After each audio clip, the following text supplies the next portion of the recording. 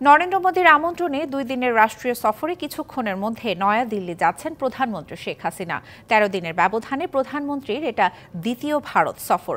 নরেন্দ্র মোদী টানা তৃতীয়বার সরকার গঠনের পর ভারতে কোনো সরকার প্রধানের এটিই প্রথম দ্বিপাক্ষিক সফর।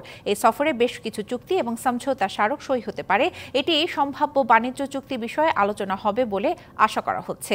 বিকেলে নয়াদিল্লি পৌঁছালে প্রধানমন্ত্রীর সঙ্গে সৌজন্য সাক্ষাৎ করবেন ভারতের পররাষ্ট্রমন্ত্রী। শনিবার সকালে দেশটির রাষ্ট্রপতি দ্রৌপদী মুর্মুর সঙ্গে সৌজন্য সাক্ষাৎ করবেন শেখ হাসিনা। এরপর প্রধানমন্ত্রী নরেন্দ্র মোদীর সঙ্গে একান্ত বৈঠক এবং প্রতিনিধি পর্যায়ে আলোচনার জন্য হায়দ্রাবাদ যাবেন। সমঝোতা স্মারক এবং চুক্তি সই অনুষ্ঠানে উপস্থিত থাকবেন 2 নেতা। এরপর 2 প্রধানমন্ত্রী যৌথ বিবৃতি দেবেন। বাংলাদেশে সময় শনিবার রাত 9টায় প্রধানমন্ত্রী বিমান বাংলাদেশ এয়ারলাইন্সের বিশেষ ফ্লাইটে ঢাকা পৌঁছবেন বলে আশা করা হচ্ছে।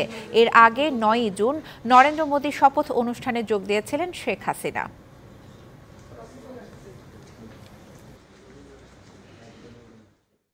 দুই দেশের মধ্যকার অমীমাংসিত অনেক মৌলিক ইস্যু সমাধানের দিকে আরো অগ্রগতি হবে এবং বিশেষ করে যোগাযোগ খাতে, বাণিজ্যিক খাতে একটা নতুন মোড় নেবে।